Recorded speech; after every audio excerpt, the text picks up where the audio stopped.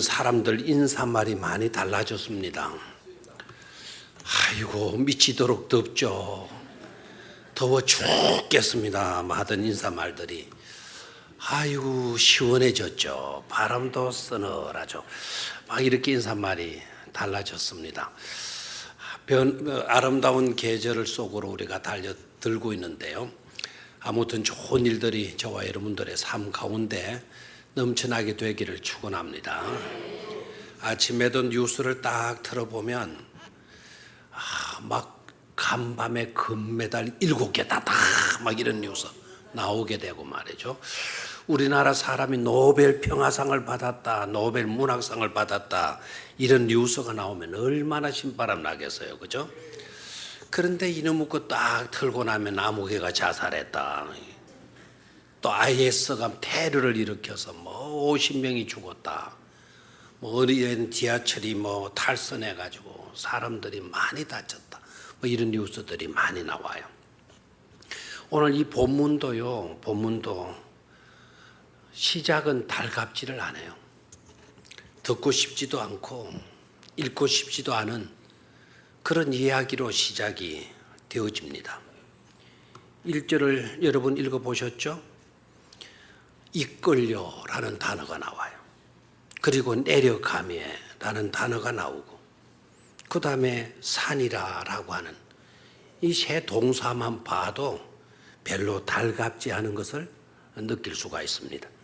이끌려라고 하는 이 단어는 안 가려고 버티는 개와 돼지를 억지로 끌고 갈 때 쓰는 용어예요. 그냥 이렇게 몰고 가는 게 아니라 억지로 끌고 가는. 그리고 내려가매라고 하는 단어도 그냥 우리가 차 타고 내려가고 걸어서 내려가고 이런 정도의 내려가매를 의미하지 않고 곤두박질 쳐지는 걸 말해요. 그러니까 억지로 끌려가 가지고는 애굽이라는 곳에 곤두박질 쳐져 버리는 겁니다. 그리고 산이라라고 하는 이 단어 물건을 팔고 짐승을 사고 물건을 사고 하는 그런 정도라고 한다면 모르겠는데, 근데 팔고 사고 하고 하는 그 내용이 물건이지 않고 짐승 같은 것들이 아니고 사람이라는 사실이에요. 사람을 팔고 사람을 사가는 겁니다. 그리고 파는 사람이 누굽니까? 요셉의 형제들입니다. 친형들이 자신의 동생을 팔아치워 버리는 겁니다. 돈 몇 푼 받고 은전 20 받고 송아지 팔듯 개 팔듯 돼지 팔듯 그렇게 자기 동생을 팔아치우는 내용입니다. 정말 이 이야기는 있을 수 없는 bad news, 너무 안 좋은 이야기, 안 좋은 뉴스예요. 만약에 우리는 이 내용을 읽고 이렇게 지나가서 그렇지만 만약에 여러분 자신들이 그런 일을 당했다고 생각해 보십시오. 여러분 가정에 이런 일이 일어났다고 가정들을 해보십시오.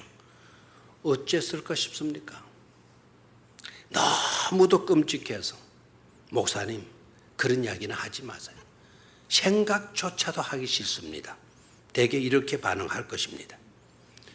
그런 이야기가 후반부에 내려가서 보게 되면 정말 믿기지 않을 정도로 엄청난 좋은 소식을 우리들이 접하게 된다라는 겁니다. 좋은 소식은 그렇게 된 사람이 너무나도 잘 된 겁니다. 너무나도 잘 되어서 우리에게 소개되어지고 있는 것이죠. 좋지 않은 뉴스로 시작된 사건이 결국 끝에 가서는 통쾌한 굿 뉴스로 바뀌어진 것입니다. 이제는 그 장면을 놓치고 싶지 않아요. 듣고 싶지 않고 읽고 싶지 않고 달갑지 않은 그런 사건이 아니라 이제는 생각하고 싶고 그리고 우리의 가슴에 뭔가 모르는 희망의 둥지가 틀리게 되는 그와 같은 느낌을 받게 되는 것을 보게 돼요. 생각하고 싶은 요셉이 되고 우리의 가슴에 희망의 둥지를 틀게 하는 그런 요셉의 모습을 발견하게 되는 것입니다. 그래서 오늘 같은 날 참 메말랐던 땅에 그 달구어졌던 이 땅덩어리에 시원한 담비까지 내리는 이 좋은 날, 요셉을 생각하면서 한 편의 시부터 감상을 하도록 하겠습니다. 윤보영 시인이 쓴 커피라고 하는 짧은 시인데 떴습니까 벌써? 이거 조금 있다가 뜸을 들이고 탁 띄우려 했는데 또 이미 띄어버렸어요. 윤보영 씨는 커피에 대한 시를 50수 이상 썼어요. 커피에 대한 시를 어떻게 그렇게 많이 썼는지. 물론 뭐 다른 시들도 많이 좋은 시들도 썼지만 커피에 대한 시를 너무나 많이 썼기 때문에 그의 별명이 뭔가 하니까 커피 시인이다 이렇게. 또 윤보영 이렇게 되어져 있으니까 저도 여자인 줄 알았어요. 저도 검색을 해가지고 이분이 남자라는 것을 알았습니다. 남자인데 이분이 쓴 커피라는 짧은 시죠. 커피에 설탕을 넣고 크림을 넣었는데 맛이 싱겁군요. 아하, 그대 생각을 빠뜨렸군요. 참 뭐 이런 시를 읽어도 감성이 없는 사람이니까 이게 뭔가 뭐 커피를 먹고 설탕 넣고 뭐 크림 넣고 뭐 별시럽게 다 걸어서 않는다 그러는지 모르지만 뭔가 와닿죠. 그래도 커피에 설탕을 넣고 크림을 넣었는데 맛이 싱겁군요. 그대 생각을 빠뜨렸군요. 그대 생각하지 않고 마시는 커피 싱겁더라 이거예요. 맛이 없더라 이거. 여러분 커피는 분위기잖아요. 분위기로 마시는 게 커피입니다. 그래서 오늘 3부 예배 마치고 나면 여러분들이 다 점심 식사 맛있게 드시고 꼭 커피 한 잔 빼가지고 1층 카페는 조금 복잡해요. 그 2층 이쪽으로 나가면 옥상 2층 카페 나가면 저 숲속에 온 느낌을 받을 거예요. 빗소리 들어가면서 그대 생각을 빠뜨리지 말고 그대 생각하시면서 분위기 있게 한번 커피를 마셔보시기를 바라요. 인생을 살면서 요셉처럼 우리도 노력도 해보고 예도 태워보고 그랬지만 뭔가 되는 일이 없이 무미건조하고 별로 살맛을 느끼지 못한다면 오늘 요셉을 생각하면서 삶의 맛을 새롭게 느낄 수 있는 이 시간이 되어지기를 주의 이름으로 축원합니다. 요셉의 생애를 크게 세 가지로 오늘 정리를 해보려고 합니다. 본문을 중심으로 해서 첫 번째는 요셉의 생애의 특징은 팔려가는 사역자라는 거예요. 팔려가는 사역자. 성경에 나오는 인물 가운데 또 우리가 접했던 수많은 사람들 가운데 아마 이 사람만큼 고난과 아픔과 서러움과 괴로움을 많이 겪은 사람이 또 있을까 싶을 정도로의 인물이 바로 요셉입니다. 우리가 잘 아는 얘기이지만 요셉은 인신매매를 당하게 되죠. 죽음의 위경에 놓이기도 했죠. 그토록 사랑받던 자리에서 하루아침에 노예로 팔려버리죠. 그에게서 잘 될 가능성은 1%도 없었습니다.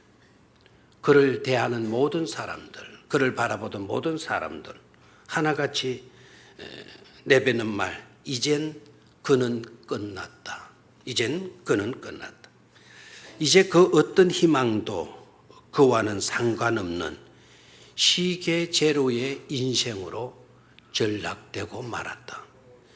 만약 제가 요셉 곁에 그때 당시 있었다고 해도 저도 그렇게 단정 짓고 말았을 것입니다. 더 이상 희망이 없다. 너무나도 비참하게 되었다. 이제 요셉은 끝났다. 그렇게 단정 지었을 것입니다.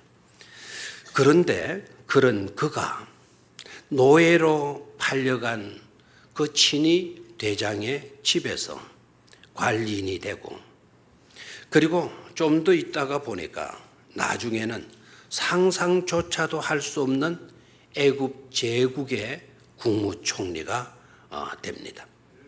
국무총리가 되었어도 그저 자리만 차지하는 총리, 이름뿐인 그런 총리가 아닌 국민 전체의 생존이 달린 위기마저도 미리부터 준비하고 미리부터 예측해서 깔끔하게 처리해낸 유능한 총리가 되어진 것을 보게 됩니다. 다들 끝나버린 줄 알았는데 그런데 그게 아닌 것입니다. 오히려 더 잘 되어 있는 것입니다. 다들 안 된다고 결론을 내려버렸었는데 그런데 오히려 너무나도 잘 되어 나타나고 있는 것입니다. 다들 털렸다고 했지만 이제 그는 털렸어 라고 이렇게 핀잔 삼아서 말했지만 그런데 오히려 형통한 자가 되어서 지금 나타나고 있는 것입니다. 이렇게 오히려라고 하는 단어, 오히려 더 잘 되었다, 오히려 뛰어나게 되었다, 오히려 형통한 자가 되었다, 오히려라고 하는 이 오히려라고 하는 단어가 마치도 요셉을 위해서 있는 단어처럼 요셉에게 너무나 잘 어울리는 단어로 나타나고 있다라는 사실입니다. 만약에 여러분 성씨가 오시인 사람이 있다고 한다면 이름을 희려라고 짓는 것도 아마 괜찮을 것 같아요. 오늘 요셉을 보면 요셉과 비슷한 사람을 우리 주변에서 한 분 찾는다고 한다면 일본에서 경영의 신이라고 불려지는 한 분을 제가 소개하고 싶어요. 마쓰시다 고노소케라고 하는 분인데 마쓰시다 고노소케 한번 화면에 볼까요? 저 사진은 좀 마음에 안 드는데 사실 저 사진 말고도 엄청난 뭐 사진이 인쇄 고네소코라는 이름만 쳐도 막 확 나오게 돼. 이 마쓰시다 고노소케. 요 일본 사람 이름이요 고약해가지고 이름이 정말 애워시 어려워가지고 이제 저는 딱 애웠어요. 고노소케는 마쓰시다는 맛있다라 외우고 고노소케는 고노무 새끼라고 외우니까 너무 쉽게 딱 외워지더라고요. 맛있다 그놈의 새끼가 뭐 경영의 신이라고 된 거예요. 그런데 이분의 과거는요 5살 때 아버지가 망해요. 파산이 되어서 집안이 몰락하게 돼요. 그래서 소학교도 1학년 2학년 다니다가 우리로 말하면 초등학교도 못 다니고 중퇴를 하게 되고 그 이후로 구두 닦기로 전전긍긍하면서 조금 커서는 자전거 수리방에 가서 자전거 고치고 자전거 고치놓으면 갖다 주고 심부름 하는 그런 일을 하다가 23살 때 전기기구 제작소를 창업을 하게 돼요. 많은 곳인 거 아니까 이런 전기에대 소개트가 다 있잖아요. 저 소개트 만드는 거 그 공장을 창업하게 돼요. 그리고 난 뒤에 그 전기기구 제작소를 통해서 얼마나 매출이 올라가는가 하니까 연 매출이 5조 엔이에요. 그러면 존이 n이니까 곱하기 10을 해야 되잖아요. 우리로 말하면 50조 억 원을 이렇게 매출을 올린 거예요. 그리고 자회사, 자기 밑에 있는 회사, 뭐 그게 뭐니까 파나소닉도 이분 거고 뭐 많이 있더라고요. 자회사가 570개사. 그리고 직원이요, 자기 회사에 일하는 직원이 19만 명을 그리는 세계적인 기업으로 성장을 시킨 분입니다. 1989년, 지금부터 17년 전에 94세로 생을 마감을 한 것으로 되어져 있어요. 제가 이분을 단순히 사업에 성공한 사람이라서 소개하고자 하는 것이 아니고요. 요셉의 생애와 너무나 밀접한 어떤 관계성 때문에 제가 예를 든 겁니다. 그에게 있어 정말 유명한 거는 그가 얼마나 돈을 많이 벌었나 그것보다는 그가 자기 회사의 직원과 나누었다는 세 가지 은혜라고 하는 이 일화가 세계 사람들을 감동시킨 거예요. 세 가지 은혜라는 일화의 내용이 어떤 것인가 하니까 한 분은 직원이 찾아와 가지고 커피를 나눠 마시면서 원탁 테이블에 마주 앉아서 커피를 마시면서 질문을 하는 거예요. 회장님은 어떻게 이렇게 큰 기업을 이루고 성공할 수 있었습니까? 그 성공의 비결이 뭡니까? 라고 직원이 물었어요. 그랬더니 고노무 새끼가 말하기를 하늘에서 세 가지 큰 은혜를 내가 잊고 태어났다네. 세 가지 큰 은혜를 잊고 태어났다네. 그 세 가지 큰 은혜는 첫 번째 가난한 것이었고, 두 번째 허약한 것이었고, 세 번째 못 배운 것이라네. 이 세 가지가 내가 태어날 때부터 하늘로부터 이 세 가지 은혜를 내가 받고 태어났다. 우리도 그렇지만 그 직원도 그 대답을 듣고 수긍이 가겠습니까? 의아한 표정을 지으면서 그렇다면 그게 어떻게 은혜입니까? 그게 무슨 은혜입니까? 라고 물었어요. 그랬더니 그노새끼 발음이 참 안 돼요. 양해하시고요. 고노스케 됐죠, 제대로. 고노스케라는 보다는 그놈의 새끼 훨씬 잘 되는데 고노스케가 뭐라고 대답을 하는가 하니까 가난은 나에게 부지런함을 가르쳐 주었고 부지런해야 된다라는 것을 가르쳐 주었고, 두 번째 허약함은 건강의 중요성을 깨닫게 해주었고, 몸이 약하다 보니까 항상 건강에 대해서 신경을 쓰지 않을 수 없고 소중히 여기지 않을 수 없었다는 거예요. 그리고 마지막 배우지 못한 것은 남의 말에 귀 기울이게 했고 배우지 못했으니 더욱 배우려고 노력하게 되었다네. 그러니 은혜가 아니겠는가 하는 이야기. 그러니 은혜가 아니겠는가. 우리는 이 세 가지라 그러면 쩔레쩔레하고 오히려 부모를 원망하고 불평하고 그랬을 것인데 이분은 은혜로 여겼다는 거예요. 저는 고노스케의 말을 읽으면서 요셉도 아마 동일한 대답을 하지 않았을까. 요셉을 내가 지금 여기에서 만나서 우리 병영 카페, 땅끝 카페에 마주 앉아가지고 커피를 나누면서 요셉, 당신은 어떻게 그렇게 출세할 수 있었느냐고, 당신은 어떻게 그렇게 성공할 수 있었느냐고 이렇게 질문한다면 아마 요셉도 저한테 이렇게 대답하지 않았겠어요? 목사님, 저는 태어날 때부터 하나님께로부터 세 가지 은혜를 받고 태어났기 때문이라고.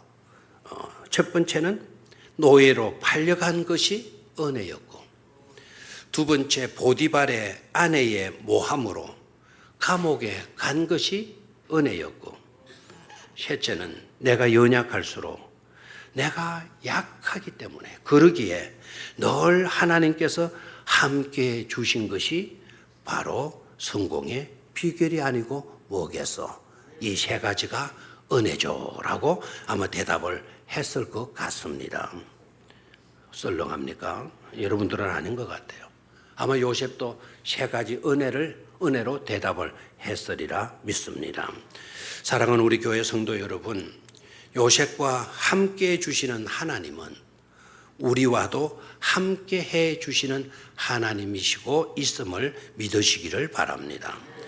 내가 알고 내가 그렇게 말한다고 그런 것이 아니라 하나님께서 세상 끝날까지 항상 너와 함께 하리라고 말씀해 주셨기 때문에 요셉과 함께 해주시는 하나님은 우리와도 함께 해주시는 줄로 믿습니다.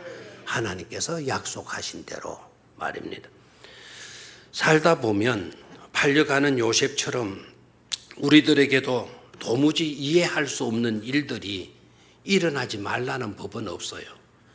뜻하지 않게 말할 수 없는 고난과 어려움에 놓일 때도 있을 수 있고, 사방팔방 어디를 돌아봐도 희망이라고는 보이지 않는 암담한 상황 속에 놓일 때도 없지 않을 것입니다. 바로 그러할 때 오늘 본문의 요셉을 기억하시기를 바랍니다. 요셉에게 있어서 마치 오히려가 그의 전문 용어가 된 것처럼 우리들에게도 오히려의 은총이 함께 하실 것이기 때문입니다. 두 번째로 보여주는 사역자. 자, 지금의 실패가요, 요셉에게 있어서는 오히려 더 큰 성공으로 나아가게 되었죠. 오늘의 고난과 아픔이 오히려 더 큰 간격이 되어졌잖아요. 요셉에게 안겨진 그 희망, 요셉이 희망을 안게 되어졌던 것처럼 오늘 우리에게도 그런 희망이 주어지는 것 아닙니까? 그렇다면 지금 여기에서 우리는 생각을 해야 될 것이 있어요.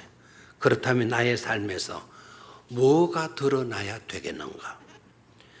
요셉의 삶이 우리에게 그 해답을 주고 있다고 믿습니다.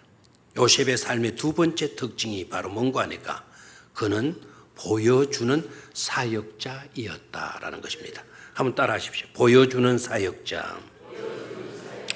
그럼 뭘 보여주었나? 그가 보여주었던 것은 하나님께서 함께해 주시는 것이었습니다. 하나님이 나와 함께 하신다라는 것을, 그걸 분명히 보여주는 삶을 산 사람이 요셉이었다라는 거예요. 보디발과 바로왕과 그의 신하들, 이 사람들이 한결같이 하는 말이 뭡니까?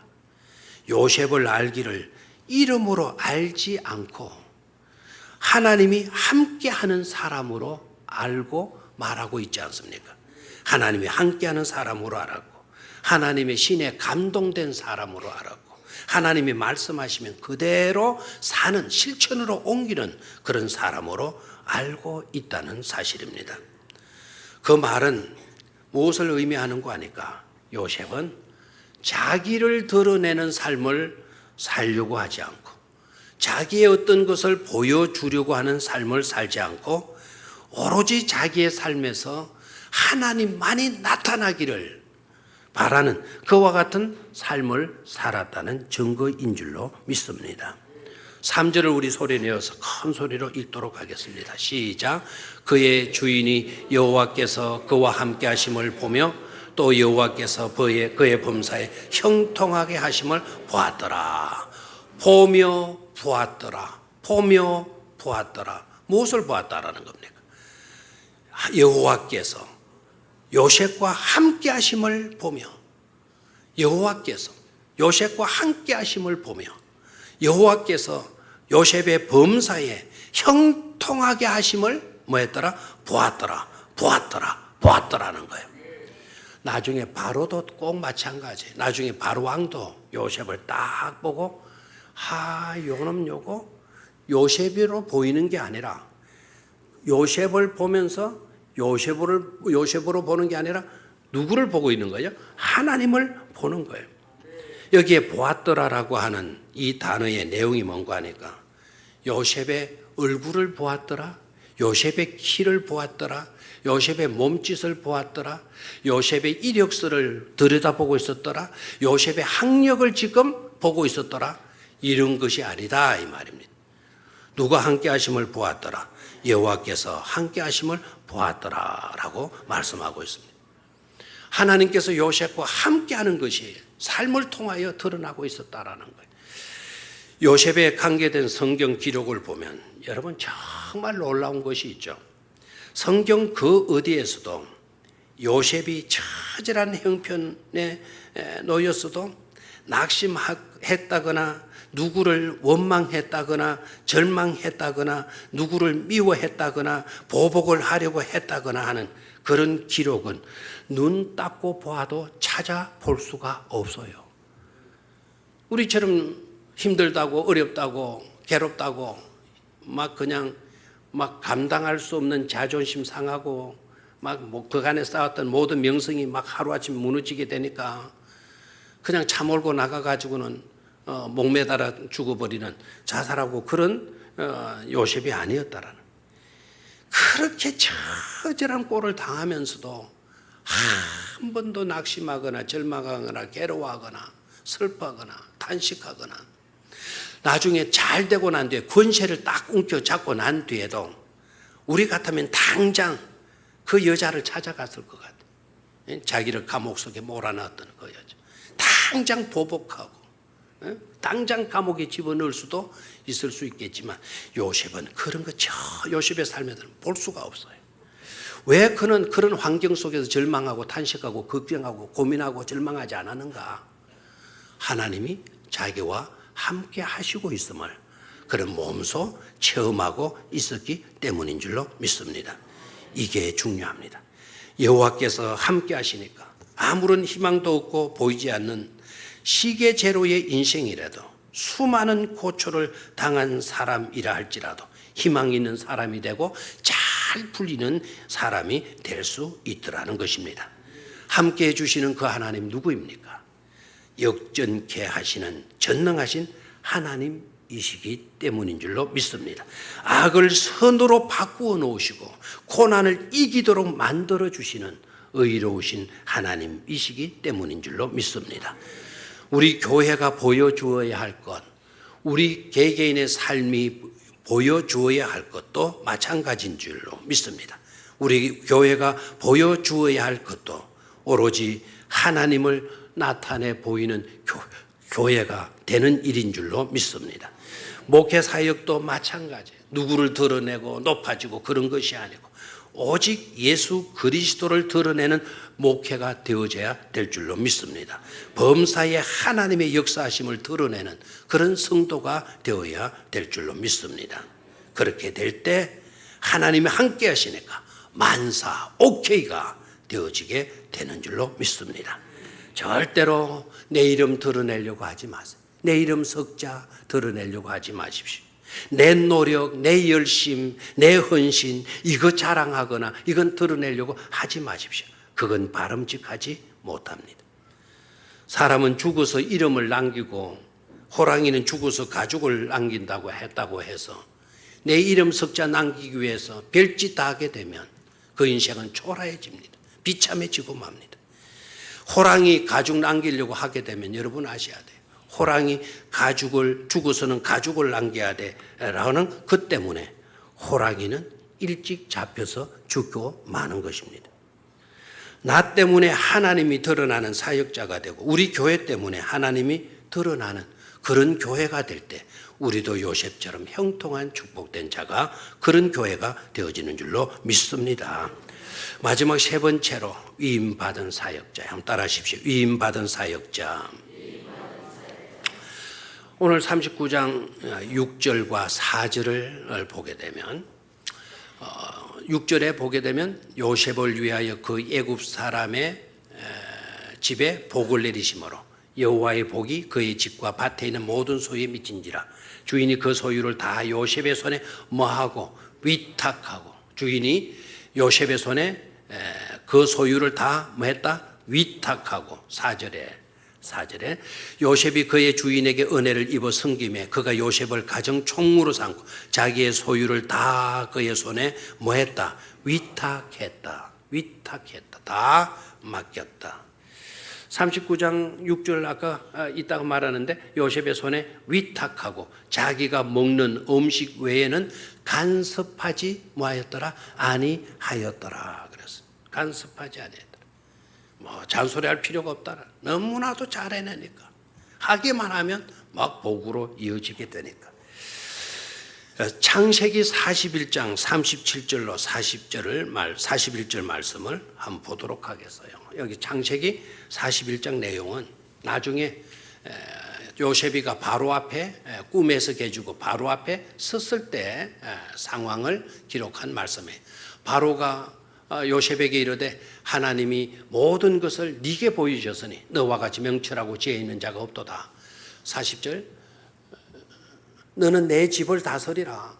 내 백성이 다 네 명령에 복종하리니 내가 너보다 높은 것은 내 왕자뿐이니라. 41절 바로가 또 요셉에게 이르되 내가 너를 애굽 온 땅에 총리가 되게 하노라 하고 됐습니까? 자, 뭐를 시켜주었습니까? 총리로 앉혀놓는 거예요. 지금 총리로 되게 해줘. 그리고 바로 왕도 자기 집안일뿐만 아니라 모든 국사를 누구에게 위탁합니까? 요셉에게 위탁을 해버립니다. 왜 그렇게 했다나? 그렇게 하지 않을 수가 없게 되어졌다라는 거예요. 여러분이 아셔야 될 것은 요셉이가 그런 자리를 탐하고 있었기 때문에 내가 이 집에 내가 총관리인이 되어야지. 내가 애굽 나라의 총리가 되어야지. 그것을 꿈꾸거나 그것을 탐하고 있었던 것이 아니었습니다. 그런데도 그렇게 될 수밖에 없었던 것은 딱 한 가지 이유 때문에 그래요. 하나님께서 요셉과 함께 해 주셨기 때문이라는 거죠. 함께 하시는 하나님은 역정케 하실 뿐만 아니라 그에게 은혜와 복으로 함께 해 주시기 때문이었죠. 아멘입니까? 그래서 친위대장 보디발이 무식해가지고 바로가 바보 멍텅구리여서 막 그냥 국무총리 자리에 떡 올려 세워주고, 그리고 바로는 야곱과 요셉의 형제들을 위해서 그 기름진 델타 지역, 삼각주 지역의 비옥한 땅, 고센 땅을 너네들이 살아라 하고 다 맡겨주잖아요. 여러분, 바로가 바보입니까? 여러분, 이집트 지도를 갖다 놓고 한번 펴서 보시기를 바라요. 이집트의 땅덩이를 들여다보면서 삼각주 지대, 그 델타 지역, 델타 지역이 고센 지역인데 그 고센 지역을 딱 떼놓고 나면 애굽에 뭐만 남은 줄 알아요? 사막만 남아요. 그러면 그 좋은 땅을 미쳤다고 요셉의 가족에게 다 물려주는 겁니까? 그럼 자기네들은 어떻게 살고? 여기에 놀라운 것을 깨달아야 돼요. 보디바리가 요셉의 모든 것을 맡기게 되고 바로 왕이 요셉의 가족에게 고센 땅까지 내려주고 국무총리까지 올려준 거는 요셉 너만 붙들게 되면 고센 땅이 문제냐는 거예요. 요셉 너는 누가 함께 하셔? 하나님이 함께 하고 있어. 요셉에게 함께 하고 있는 하나님의 복을 누가 봤죠? 바로가 보고 보디발이 보았다라는 사실이에요. 요셉과 함께하는 하나님의 복을 딱 보니까 고센 땅 아무것도 아니다. 너희네들이 가져. 이렇게 되어지는 거예요. 하고 보면 바로가 바보가 아니고 보디발도 바보가 아닌 사람을 알아보는 지혜로운 지도자였던 것을 알 수가 있습니다. 그리고 결과도 어떻게 되나요? 다 맡겨주었더니 everything is well. 모든 게 다 뭐하게 됐죠? 잘 되게 되어졌다는 것 아닙니까? 요셉은 국사를 잘 처리했어요. 풍년의 때에 저축했다가 흉년 들었을 때 그 모든 것을 극복했어. 요셉은 개인적으로도 참 잘 됐어. 이산 가족을 다 만나게 되죠. 자기의 집안 식구들 가장 좋은 풍요로운 땅에 살게 만들어주죠. 그리고 갈등과 불화의 모든 것들이 다 해결되어지는 은혜를 입잖아요. 그리고 무엇보다도 더 중요했던 것은 하나님의 구속사의 성취입니다. 하나님은 이스라엘 나라 민족을 원하고 계세요. 그 민족이 태어나야 돼요. 그 민족이 태어나게 하기 위해서 요셉을 사용하신 거예요. 고센이라는 라훔이라는 뜻인데 그 라훔이라는 뜻은 어머니의 자궁을 말해요.